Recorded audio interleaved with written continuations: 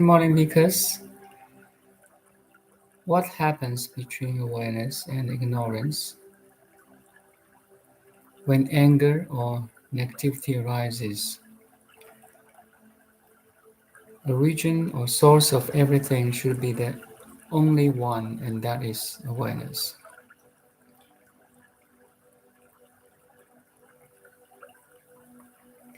Yes, you're right. There's only one thing, that is awareness. We are the calm, loving awareness. But the awareness may manifest it in different forms. Anger, negativity, is the activity of awareness. So we cannot stop feelings. Trust me. As a human, we have feelings, which is good actually. Ultimately, when we have feelings, we are it's a gift. So the thing here is the key here is we can see through the feelings and emotions. We can manage feelings and emotions instead of manage it or fooled by anger or depression, jealousy, any forms of negativity. Like now we are talking. I'm talking, you're listening, you can watching, and you can understand my words. All this kind of flow of energy and information are the activities of awareness. Don't resist or try to get rid of that. There's no way. It's like you try to suppress a mirror to not to reflect. Okay, that's terrible. A mirror can called be a mirror because it reflects. Now we try to how to say get rid of that function. So the awareness can manifest as positive feelings and negative feelings. That's the first step. Then the second step is cultivate the positive feelings, the positive energies through meditation, compassion, kindness, and so on. In our storehouse of awareness, there's all kinds of different seeds. We need cultivate it like a gardener cultivate a flower to grow. In the gardening there's a weeds, so we're full of that weeds, right? If you I do some gardening, so we pull the weeds, and it's better you can cut the root of the weed instead just to cut the leaf or the like the dandelion. You just cut the stems, it doesn't work. So we have to pull out all the negativities by cultivation, by uh, cultivate the more positive to grow, to nurture the happiness, kindness, mindfulness, you know, um, effort, and all kind of uh, positive energies. So the origin or the source of everything should be the only one. Yes, actually, well, right. In Buddha's teaching, we call it the storehouse. We have a storehouse of all kinds of seeds. We have a special term for this. We call it Tatata Tagaba. So 如来藏. Anyway, it's like I use the metaphor of go shopping at Costco or Walmart. So in Walmart or in Costco, there's so many items, but which one you try to pick or purchase is your choice, right? So then in the same metaphor, you can purchase the positive feelings like happiness, loving, love, kindness, compassion or care, help, right? We, but needs kind of practice too. Needs the meditation. Needs meditation could divide it into two major categories: samatha and vipassana. Samatha is to calm the mind first. Imagine you're driving on a highway at a speed of 100 kilometers per hour.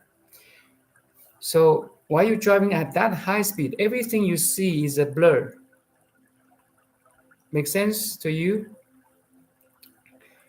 You cannot study a flower at a near side road while you're driving on high speed.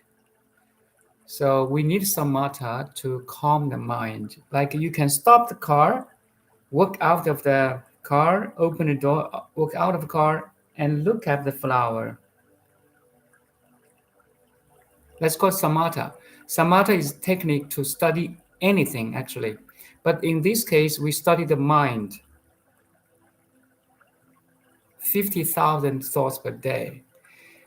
For every average people, we have 50 to 80,000 thoughts per day. So we are always in a thinking process. It's like we're driving the highway with high speed. We have never studied the mind itself.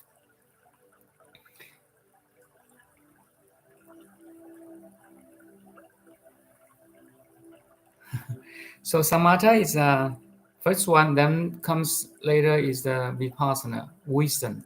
From that calming the mind, you can study everything. You can concentrate on your workplace. You can concentrate on any task, study or essay, writing an essay, or give a conversation, engage a conversation, to play soccer in the fields. Any activity, you need samatha. You need concentration. And on top of that, you understand for example, the soccer, you understand every teammates, its position, their speed, and you can have a clear picture of what's going on the fields. Also, in this case, you have clearer picture what's going on in your mind.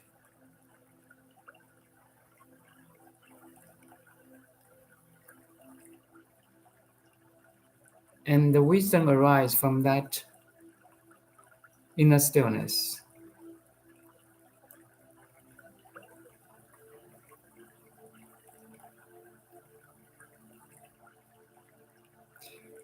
Awareness is infinite. Okay, the application of the awareness is infinite.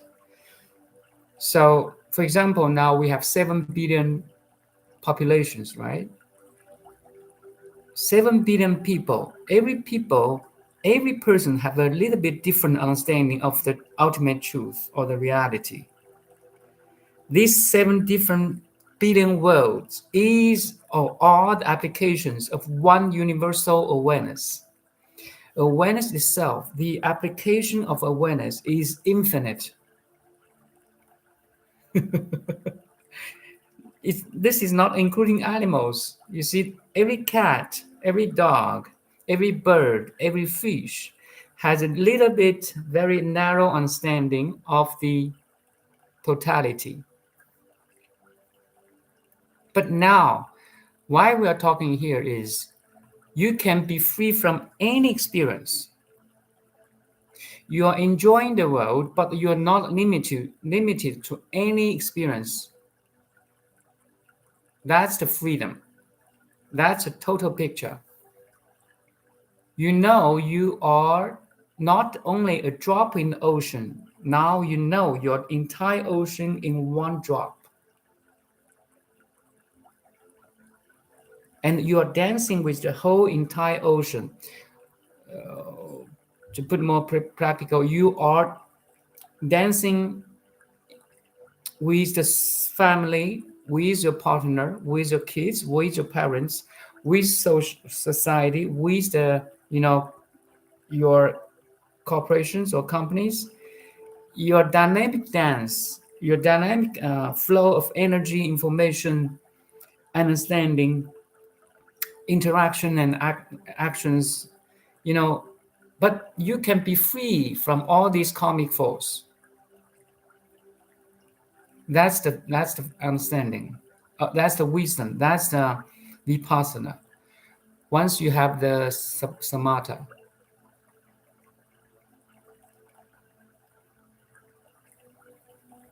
So, good morning, Jan, Adonis. Hi, of course. Hi, hello. How's the experience today? Good. Uh, Today is kind of a little bit excited or exciting.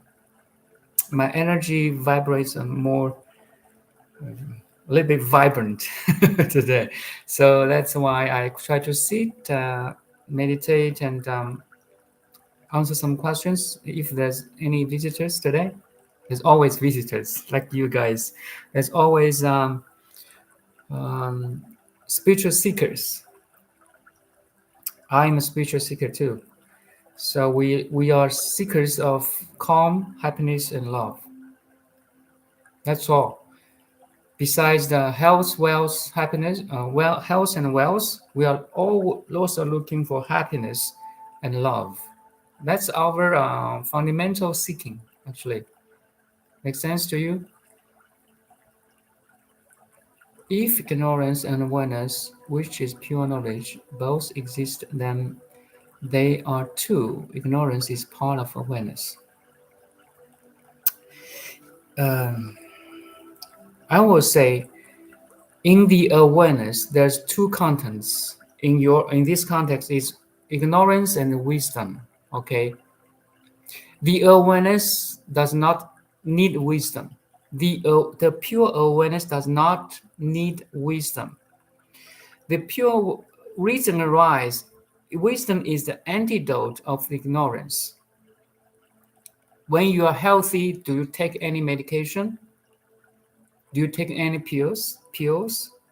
No. When you're healthy, you don't take any medication from any doctor.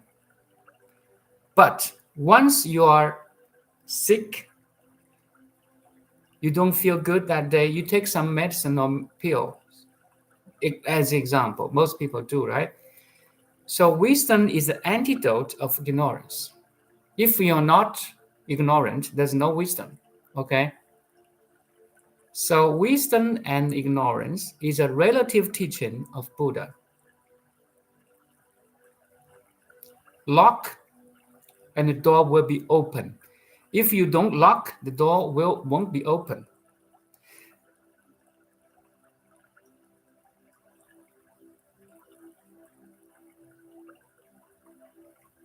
Do you know what I'm saying? If you say black, then I will say there's a white.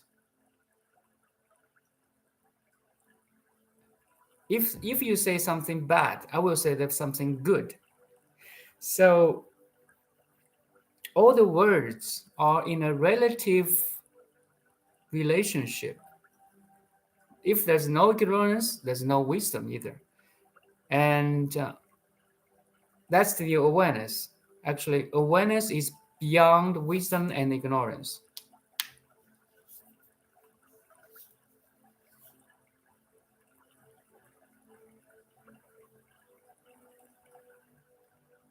It coexists.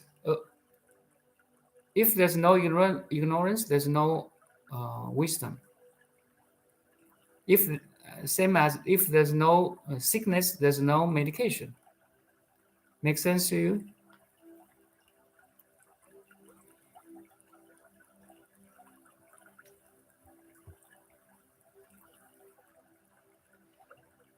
That's why beyond this relative teaching of Buddha, Buddha also has another teaching, which is absolute. There's no enlightenment. There's no ignorance. There's no wisdom. because you are perfect and complete already. Only when you don't think or you don't realize you're perfect and complete, or other words, when you think you are incomplete and imperfect, then Buddha say, now here comes the wisdom. Buddha's teaching has a relative teaching and absolute teaching.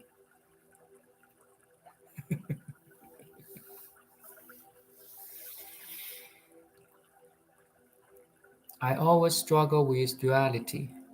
Duality is the application of the absolute. Duality actually, dual means relative, right? A exists because B exists. They're always relative things.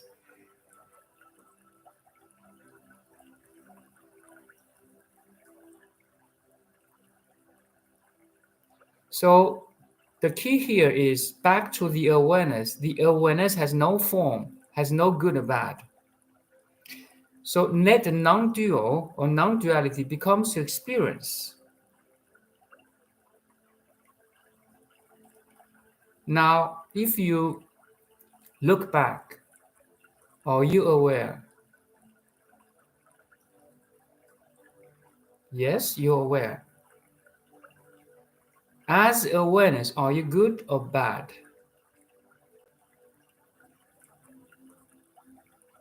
No good, neither good or bad can apply to you, the awareness. As pure awareness, are you black or white?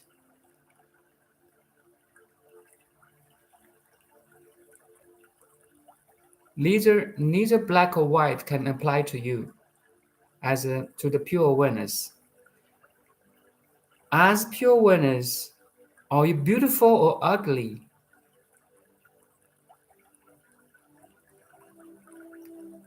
Neither of them. None of them. So pure awareness is non-dual.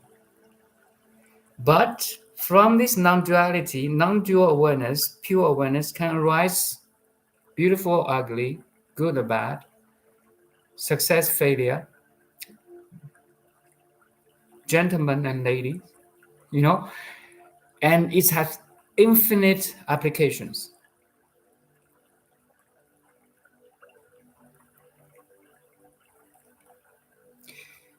As a traditional Chinese medicine practitioner, we use different symbols. Like we know the yin yang, right? The black and white, the two fishes, black and white. That's a symbol. I think most of us know it. So that's a duality, black and white.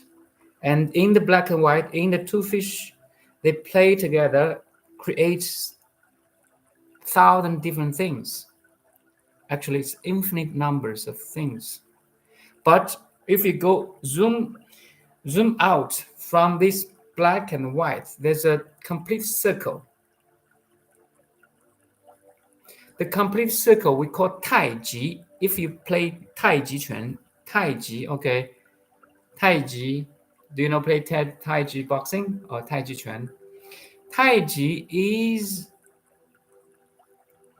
if I'm more from the traditional Chinese medicine or Taoism perspective, is unmanifested. It's beyond black and white. It's beyond yin and yang. It's unmanifested, but has infinite potentials to manifest at any time and space. So to use this Taiji and yin yang to this context is you, the awareness, is Taiji.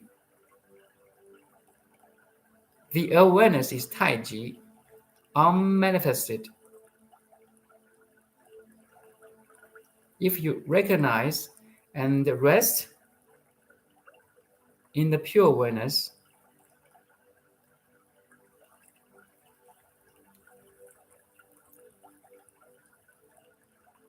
you are non-dual.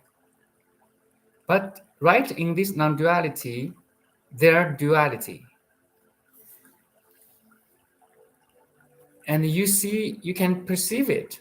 You can perceive black and white. You can perceive red and green. You can perceive big or small. You can perceive, beautiful or ugly. But now the key is none of this perceiving can disturb you, because now you have the vipassana, wisdom. You can see through things. You know, underneath all the differences of different size, shape, color, gender, uh, religion, different of, belief, education, or career, there's one thing universal. There's one thing universal, embracing all the differences. That's the awareness itself.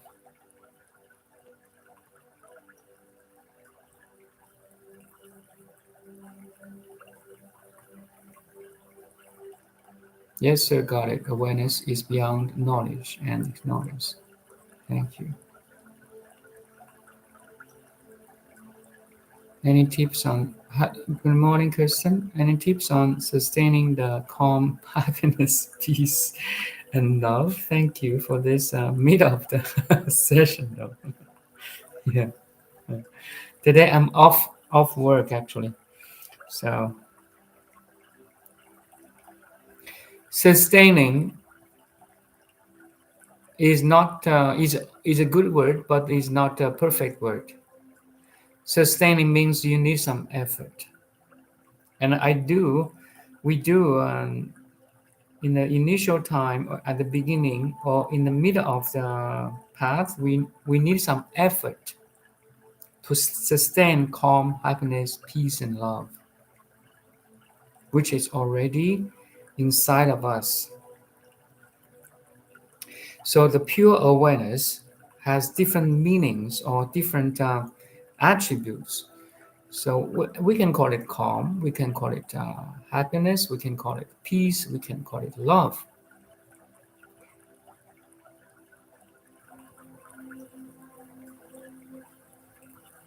Do you need anyone or anything to be aware?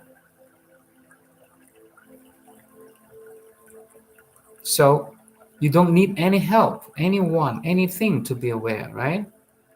Awareness is a essential nature, is our essential nature. So if awareness itself is calm, is happy, is peaceful, and is loving, so once you recognize your pure awareness, you recognize the peace, calm, happiness, and love too at the same time.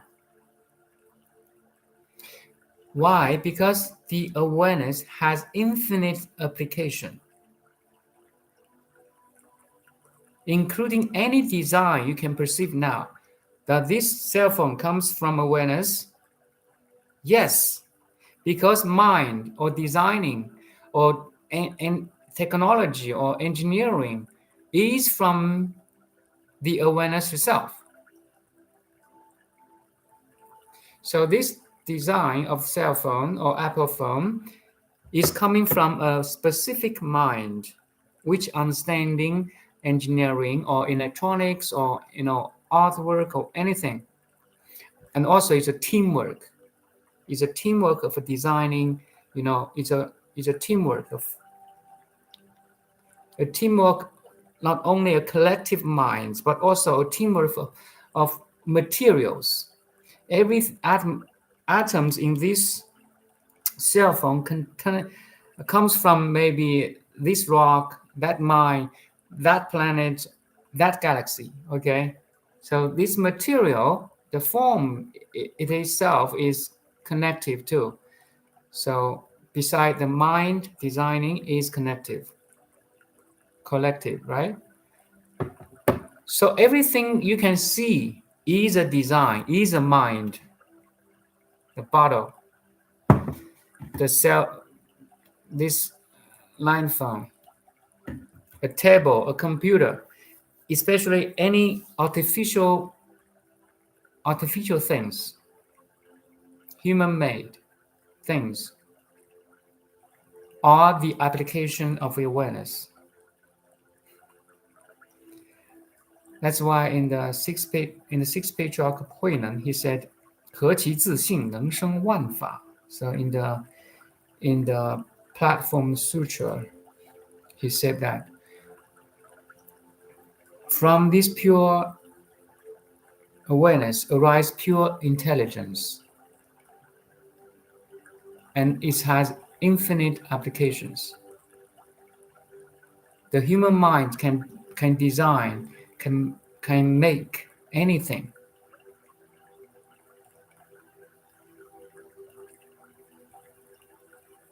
And you don't need anybody's help to be aware.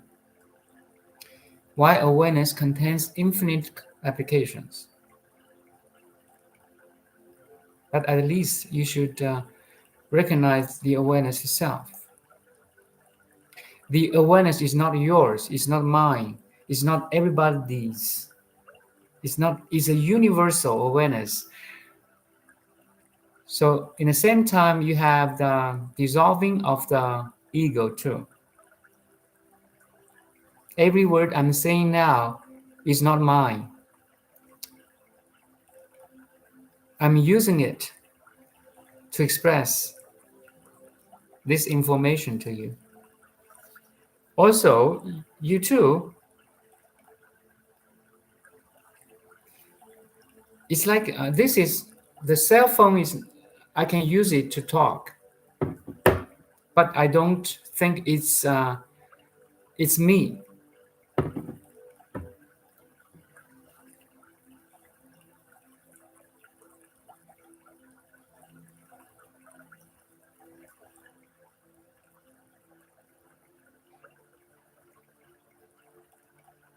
So that's the wisdom. That's there's so many things to talk about awareness, but the most important thing is you should be aware of the awareness, because it's a milestone in awakening.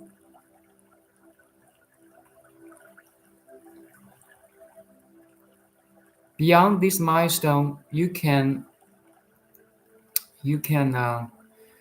discover so many different things, and everybody's experience is different. But the bottom line is that you, the awareness, can be aware of itself. Now,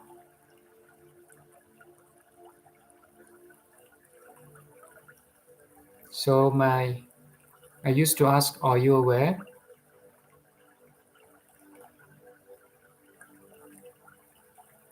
Can you, the awareness, be aware that you are aware? To do so, to realize you can be self-aware, you have to look back. That's very essential step. You have to check yourself. Look back. Look inward. Yes, I am aware that I am aware. Very simple. And the rest in that recognition as long as it could.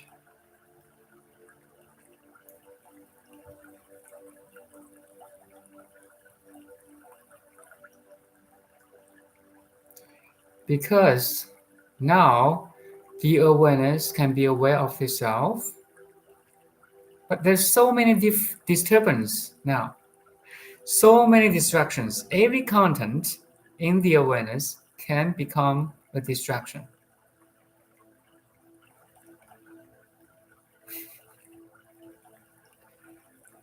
Meaning your attention may following any object in your awareness, like a sound, an image, a person, a memory, a planning,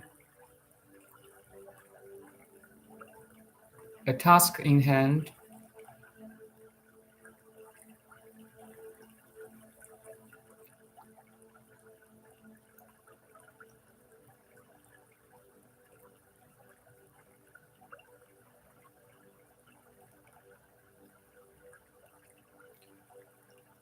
the attention may go out again.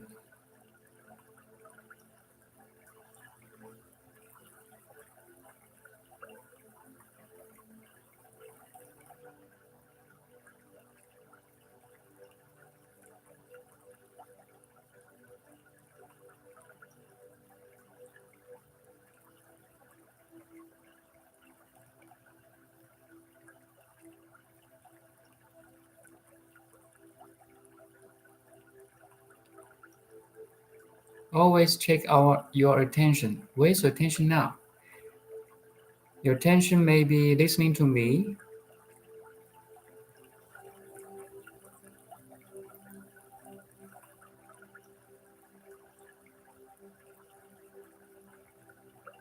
Even your attention is going out. The awareness is still there. That's the magic part.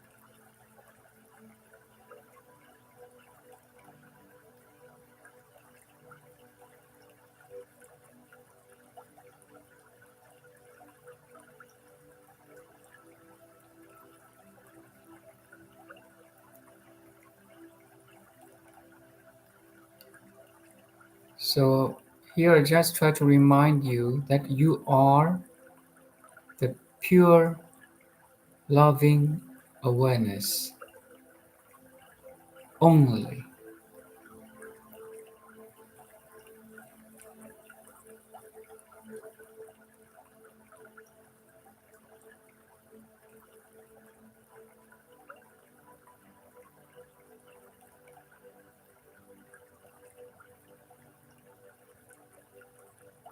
All the activities, mental or physical, are made of awareness or made of consciousness.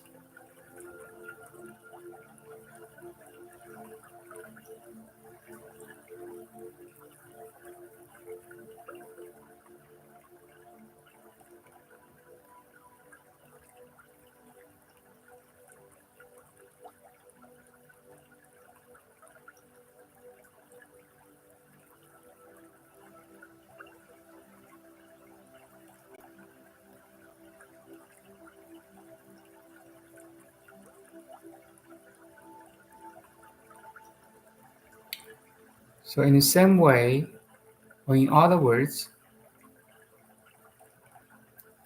right at this moment, you are the pure, loving awareness that embraces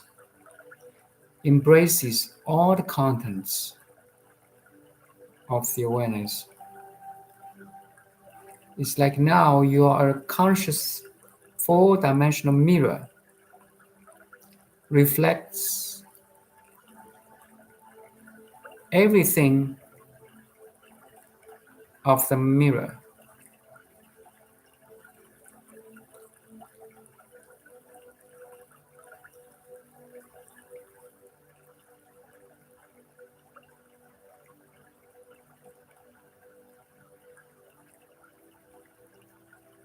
So here reflections means what you can see, what you can hear, smell, taste, touch, and think. All the objects of the six sensory organs are the reflections of this conscious mirror we call mind.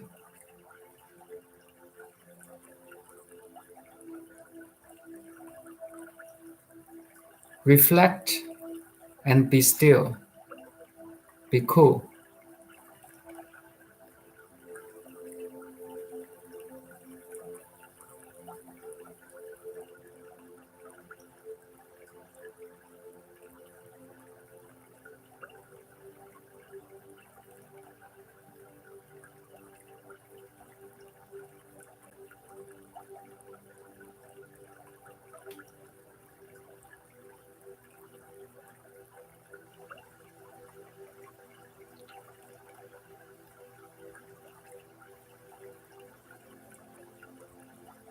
Now you're like a tranquil lake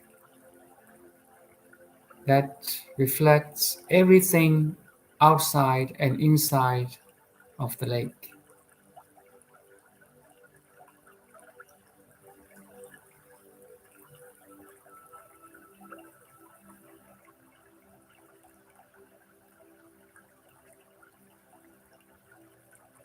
As a tranquil lake can reflect clouds, birds, sky,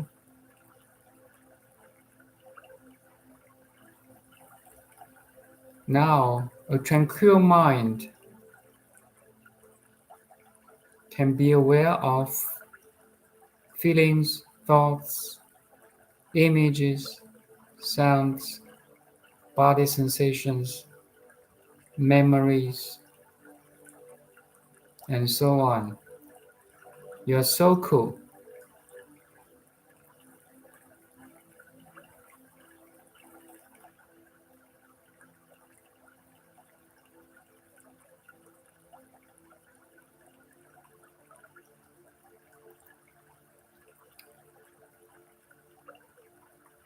Once our mind becomes calm, that's samatha, right? Then you can reflect with much clarity and stability.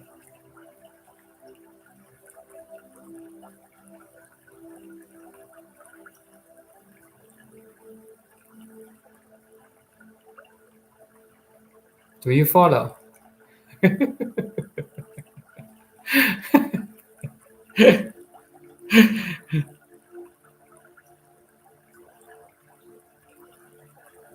Sometimes I'm just a tourist guide, I walk too fast and you're very much behind me. Follow me.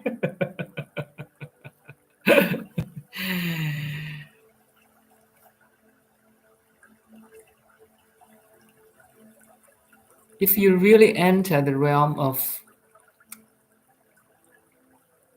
calmness of the mind,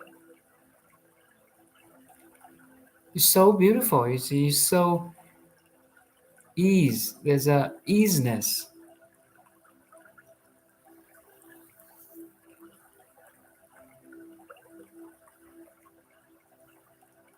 And that's the greatest healing. Especially when you really calm down, then don't grasp, don't attach, don't resist, and no judgments. That's the healing place.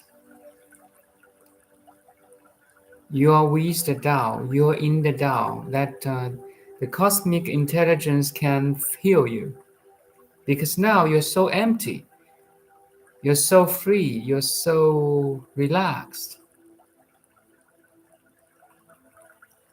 The cosmic intelligence can enter you, and the natural energy can go through you now, because now you don't have that bars of prison. You opened your mind and you opened your heart to let in the cosmic intelligence and natural energy. That's where you heal yourself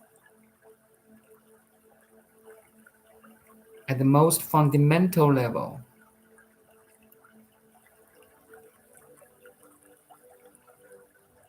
Nothing to hide. You see,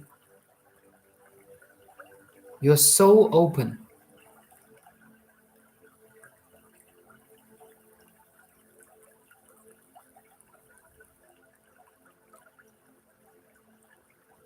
You're just like a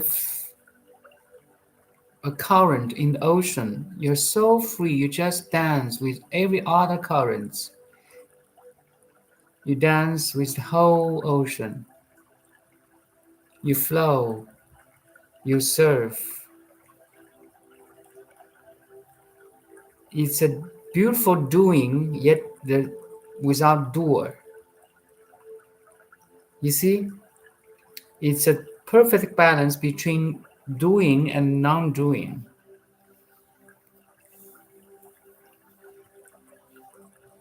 You're wind in the sky. I love this. I always use the wind in the sky because wind in the sky has no obstacles at all. A free flow, a totally free flow of energy, information,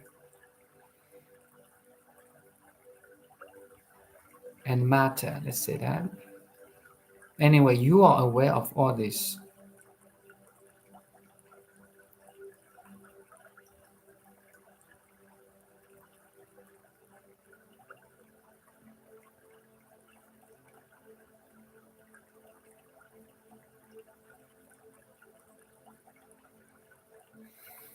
That's called awakening.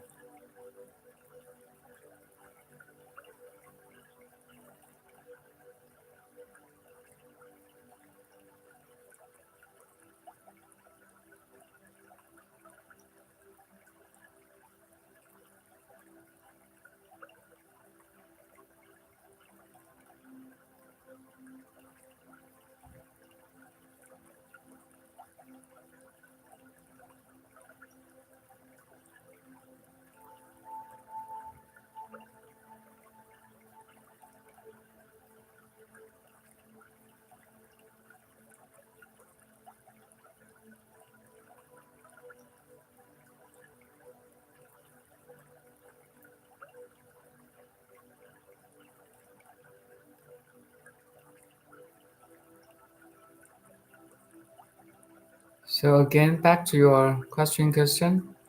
Sustaining is an initial effort. It's good, it's okay. But fundamentally, we should understand there's an effortless realization that you are already calm, happy, peaceful, and loving. In Zen Buddhism, in Chan, we say that's your original phase. The original awareness contains infinite applications, including the calm, happy, peace, and loving element. That's called oneness. One, yet manifested in the infinite forms and names.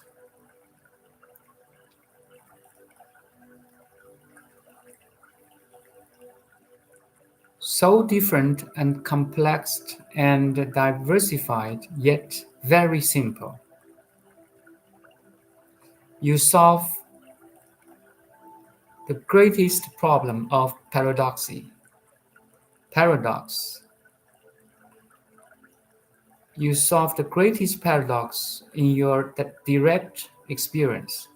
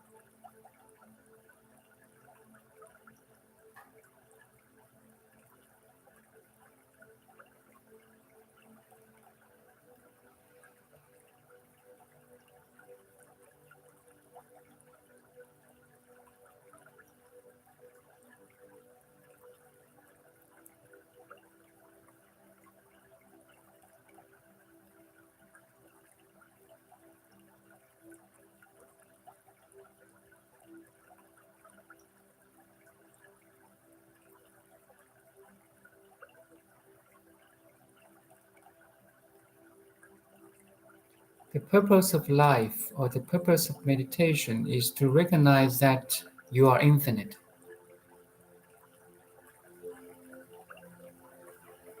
You, the awareness, is infinite. It is subject to no birth and no death. Birth and death is an illusion.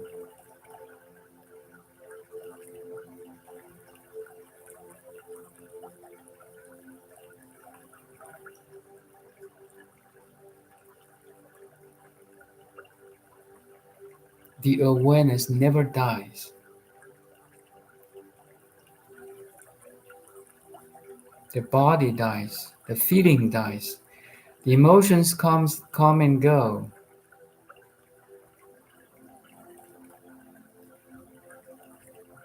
But the awareness never comes, never goes.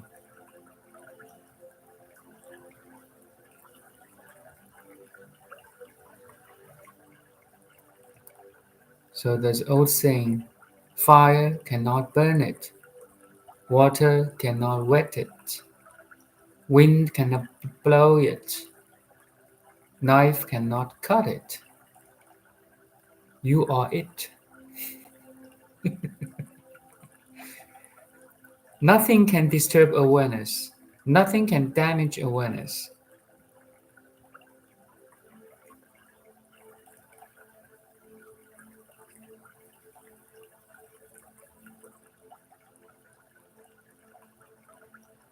While awareness itself is complete and perfect already, unshakable, undisturbable.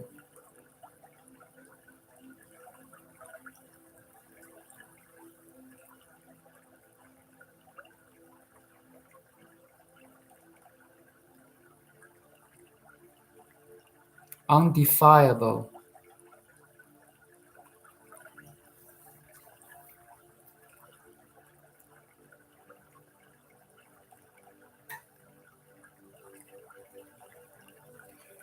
This statement is also inner strength, inner power.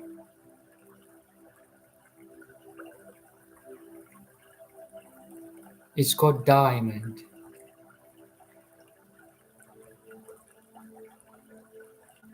Unbreakable, unbreakable strength.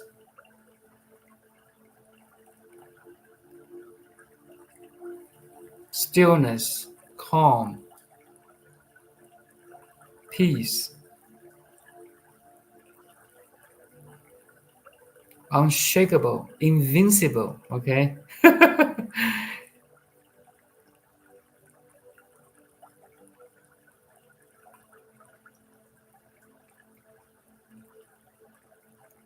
We are so beautiful as a human being.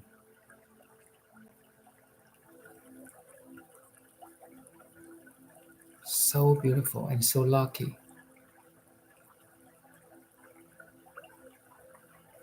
It's like a shared divine dream, but once in a while, doubt manifests, but then it settles back into the dream.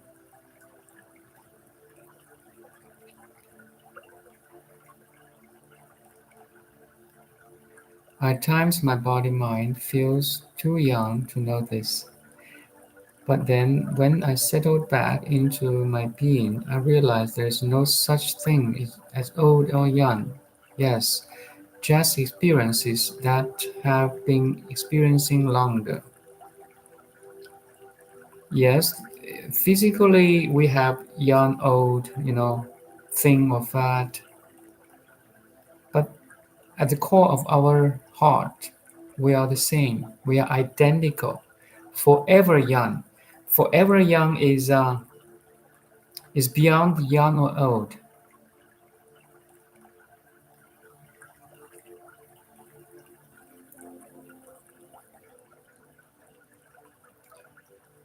A dream could be very terrifying, scaring. A dream could be very beautiful. But when you dream a dream consciously, we are now in a dream actually, you see. This dream looks so real.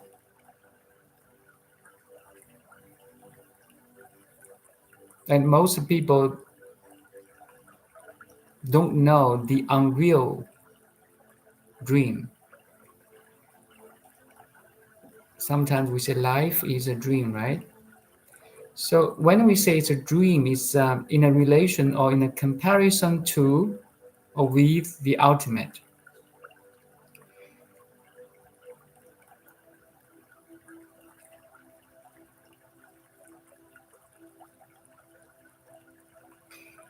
But fundamentally, dream is ultimate, is the absolute.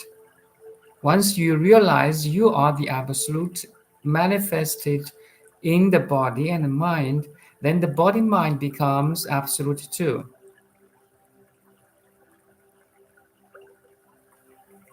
So once you realize you are the ultimate manifested in the body mind, you are unlimited manifested in a singly limited body and mind, then the body and mind becomes unlimited.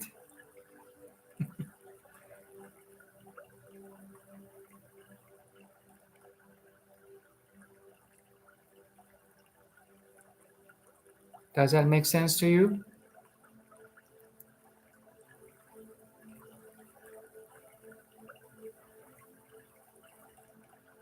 And you can consciously dream a beautiful dream.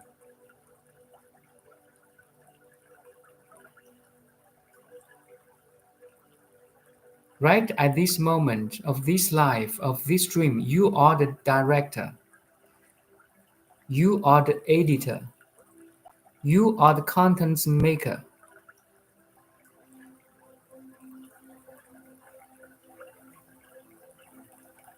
You are the writer of your life. Trust me. And we can write it beautifully. We can direct it beautifully. We can edit or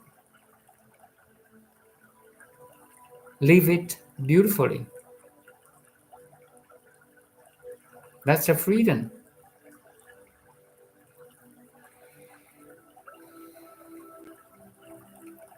It's odd though because I act the same. I feel anger, hunger, pride, lust, but it doesn't touch me.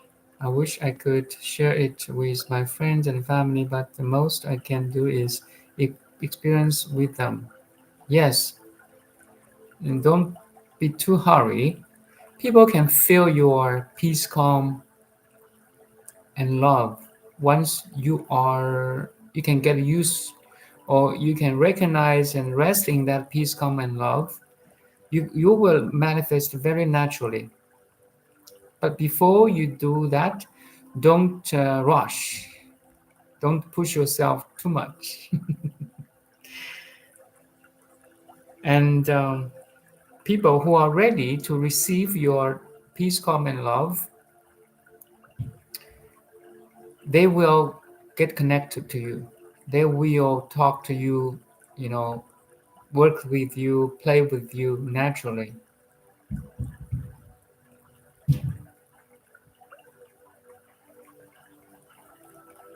That's called attraction, right? A natural attraction.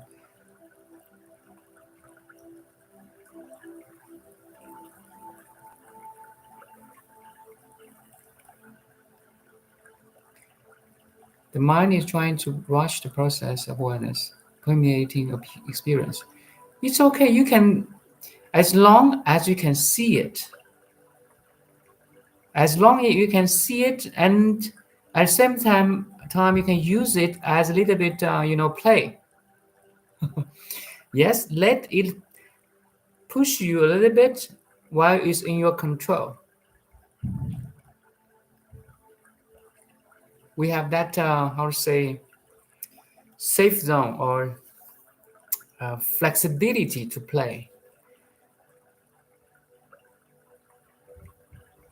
Sometimes I watch my thought coming and I want to play with that thought. you know, and see how far it can go.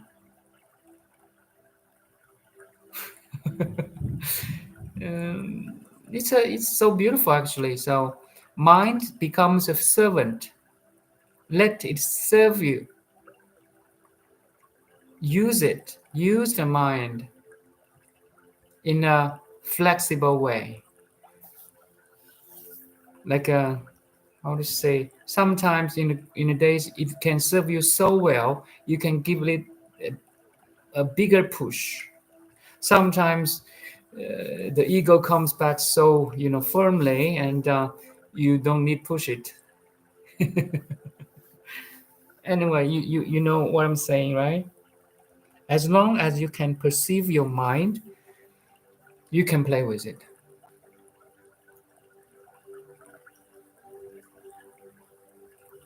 So in Zen, in Chan, we say, fear not the rising of thought, fear only the absence of awareness.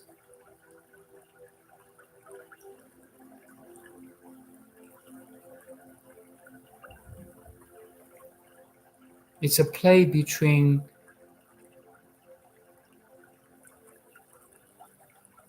the ego and non-ego.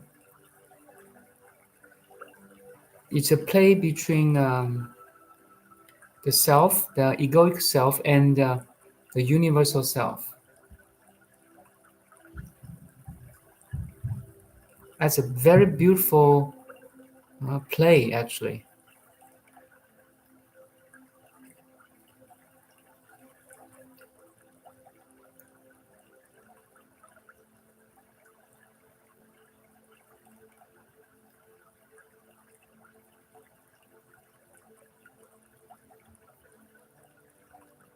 Intuition tells me to let it be day to day. I gain a new insight day to day. It's very interesting.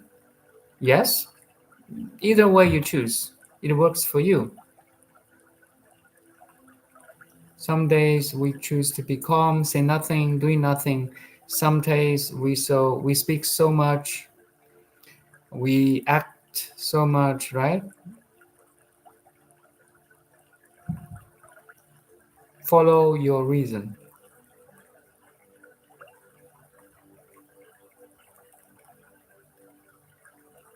At times I feel burning sensation to talk about, but there is no one to talk about it with. Then loneliness arises. You can talk to the awareness.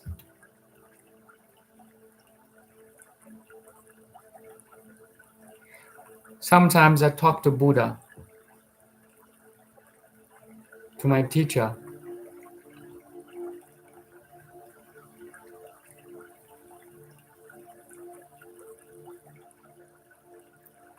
Or you can say you talk to the silence.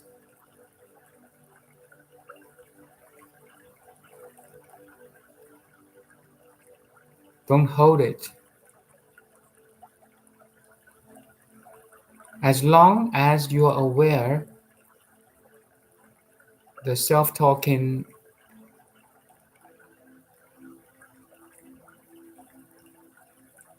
you're safe.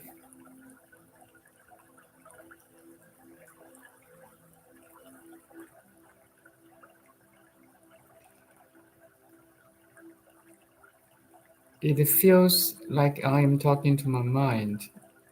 I do that, but it feels like I'm talking to my mind. Is that not what I'm doing?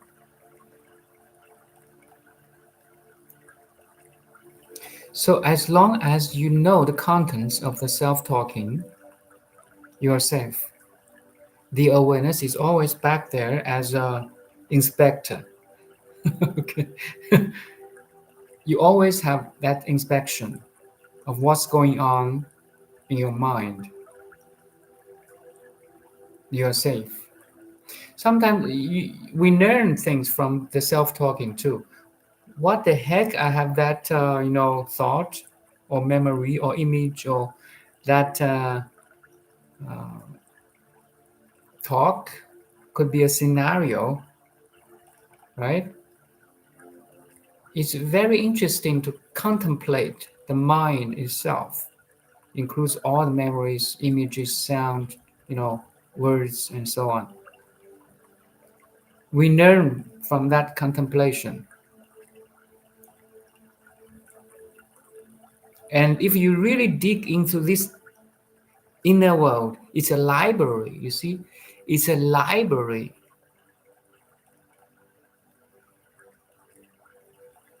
of the past, of the patterns of thinking, behavior, memory.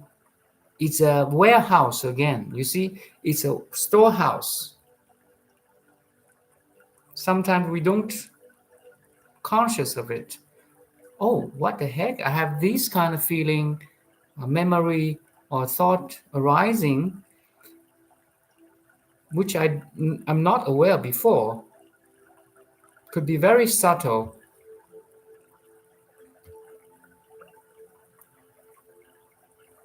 And no matter how subtle they are, you can perceive it, you can contemplate on it, and you can learn from it, and finally be free from it.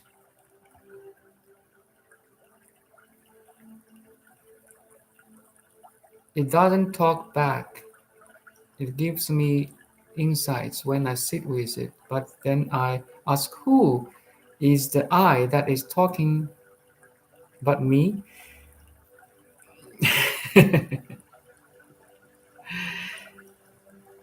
There's some subtle egoic patterns, behavior, thinking there.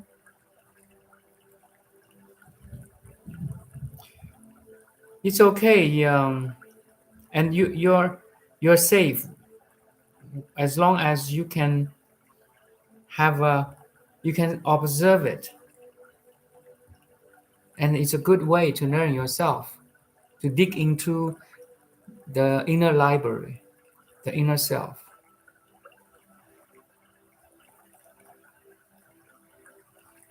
Actually, the awareness or the consciousness is playing with itself. So the awareness has different, like naked awareness has different clothes or coatings. So now you are talking to these coatings or clothes, and all these coatings and awareness in terms of thinking, memory, behavior, subconsciousness, or whatever we put name on, the awareness is playing with itself in so many different forms and names. Some are very coarse, some are very subtle. So you are playing with yourself. You find that subtleness or fineness in you now, and you are safe. Because now, instead of resisting it, you kind of interested in it and start it and learn from it and free from it.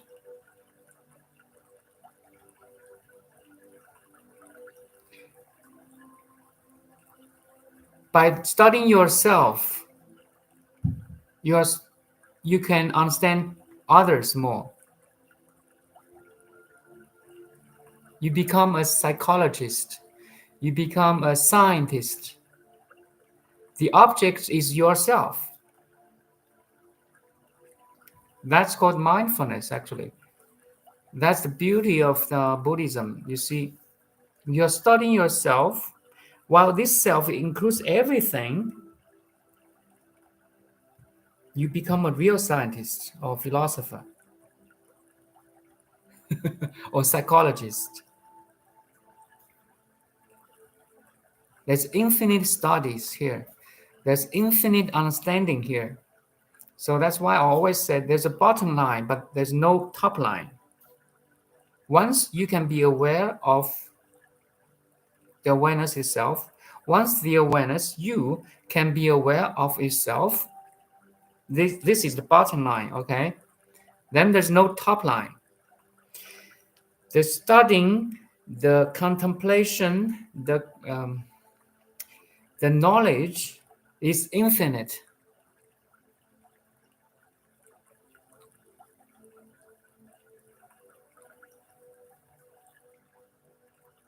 Bodhicitta.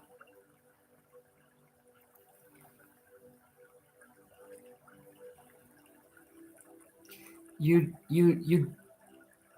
jump into a bottomless hole. Let's call that. If you like skydiving, imagine there's no ground and you can never hit the ground. We must love skydiving, right?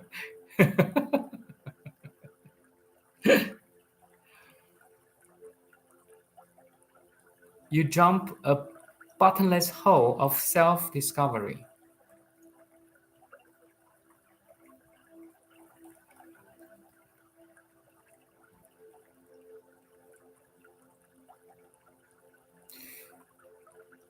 So you are talking to yourself, but in different levels and magnitude of forms and names.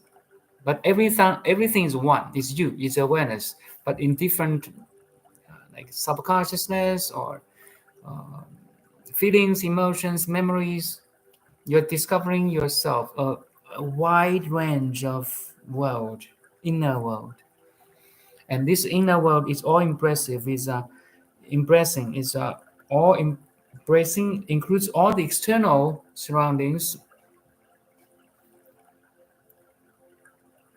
Talking to the silence doesn't affirm ego. No. It is normal to do so to gain insights as long as I realize I remain untouched by the back and forth. Yes. So, right in the silence itself, you find so many interesting sounds, noises, vibrations. You're now in the field of silence, actually.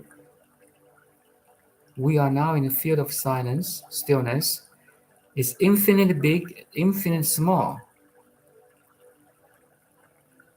That's basically the meaning of awareness. The awareness has no size, has no shape and form, but every form, every name, every vibration, movement are included.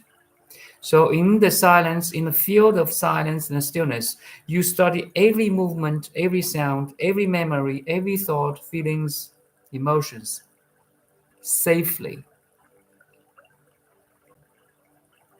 completely, with more clarity and stability and a sense sustainability too.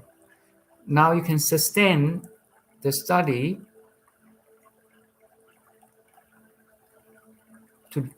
to minutes, hours, days. That's why in meditation we call samadhi, right?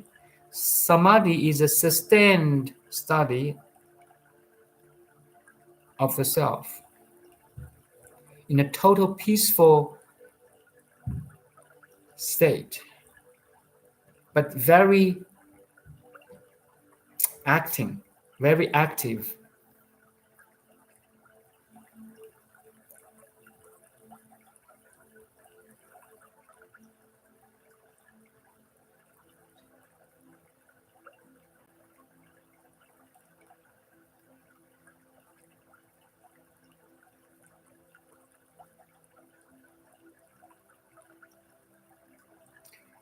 I'm talking to the silence now, actually, because beyond underneath your body mind is the science, is the still, and it's universal. It's a universal, unified silence and stillness. Is the heaven of God.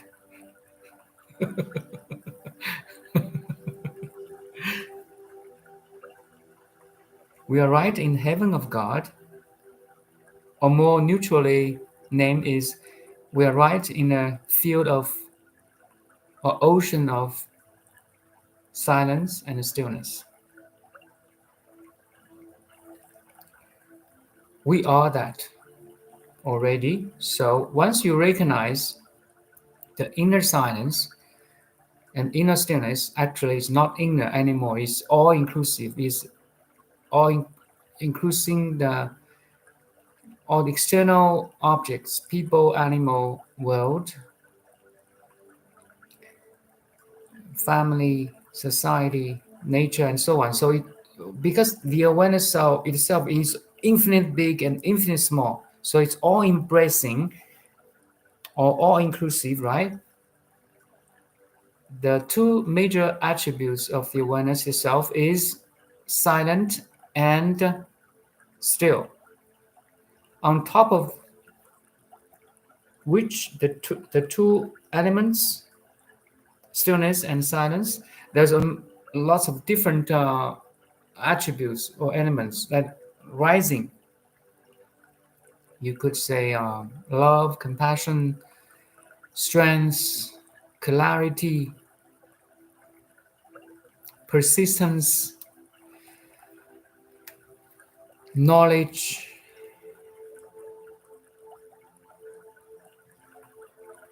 understanding, intercollectivity, luminosity, openness. So all these attributes are based on the two essential elements, stillness and silence. That's also another meaning of the perfection and completion. You are already perfect and complete. But this completion and perfection needs your discovery based on the inner stillness and inner silence.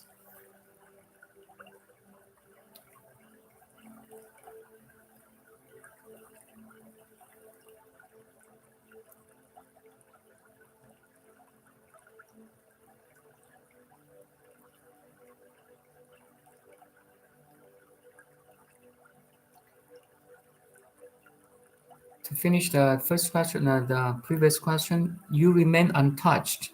Of course, the pure awareness is always untouched, and it cannot be touched.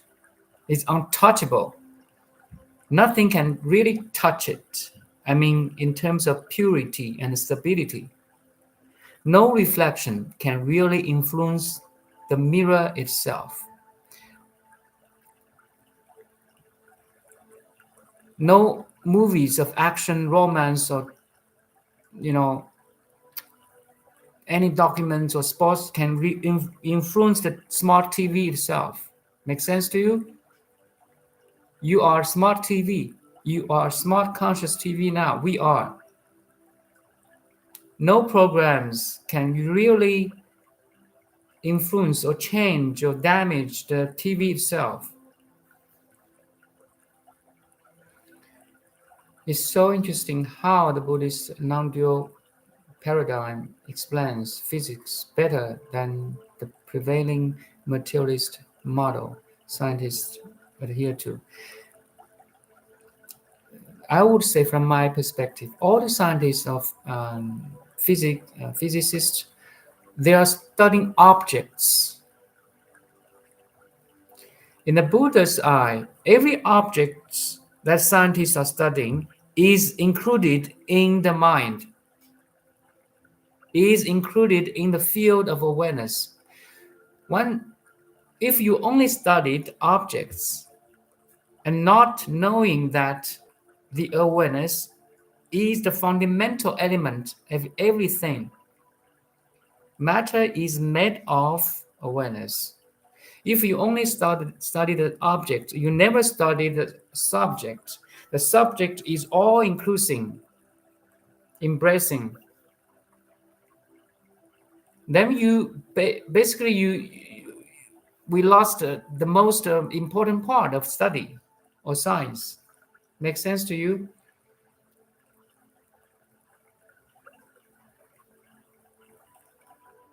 It's like you study white, but you never understand the black. No matter how whiteness you start, you will don't understand the real meaning of white unless you study the black. Maybe it's not perfect analogy here.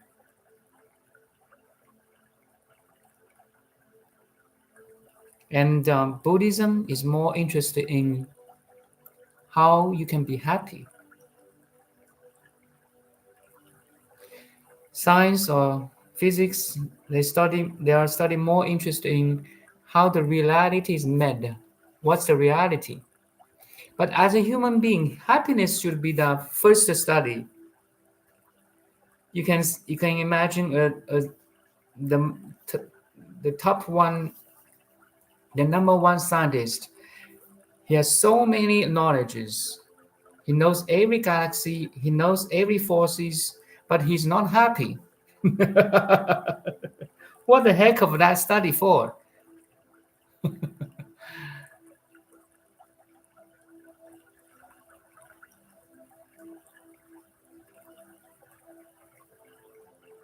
So Buddhism is more interested how we can be free from suffering, how we can become a happy person. On top of which you can study everything easily, no struggling at all.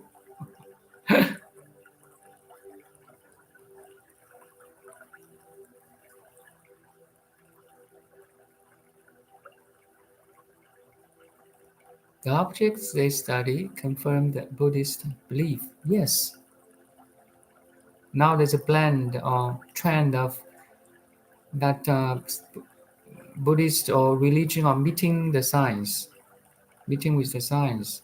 Why not? Science are going outward. Buddhism is more going inward. This direction meets somewhere because everything spins. It's a circle.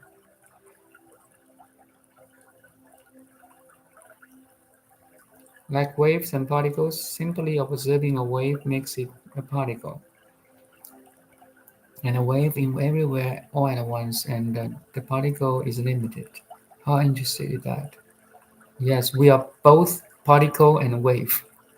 So, in our context today, the particle is the body and mind, the wave is the being. Okay,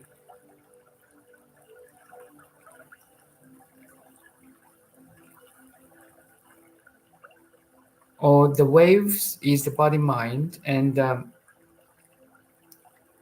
ocean is the being. So there's different analogy here. A wave is like in your context, particle and a wave. A wave is a manifested particle yet, but it has infinite potential to become a particle. And a particle is a manifested wave or manifested thing or stuff. Like now, we are using the body mind, the particles, to talk. But underneath all this body mind, the conversation, the text here is the wave or being. There's no conflict, you see. There's no conflict between particles and wave. There's no conflict between body mind and being or spirit. So simply observing reality changes it. Purely observing is the first step. Then, of that safe zone is established, meaning there's no contents of awareness can disturb the awareness itself. Then you can unite between the awareness and contents of the awareness. You enjoy every experience. You taste with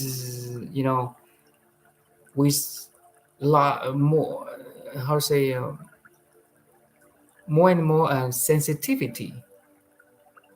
You see things with more clarity. you touch things with more sensitivity.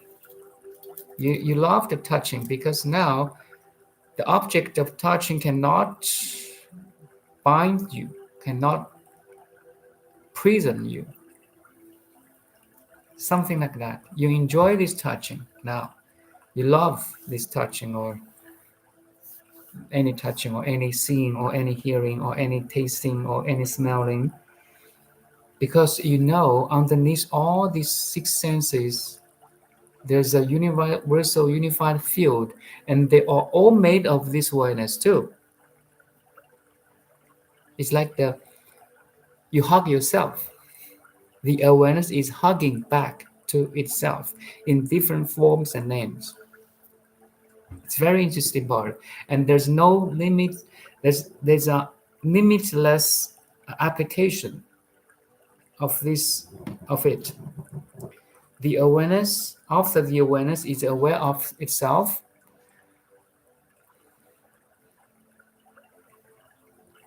basically we dig into an ocean of infinity.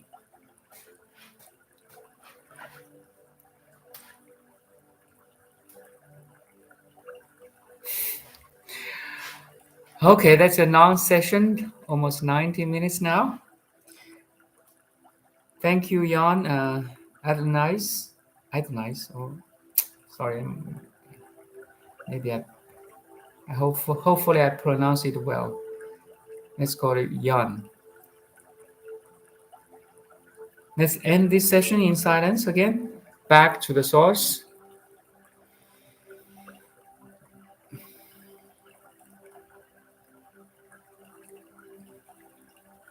Are you aware? Am I aware? I am aware. First sentence or statement. Second statement, I am aware that I am aware. Sounds foolish.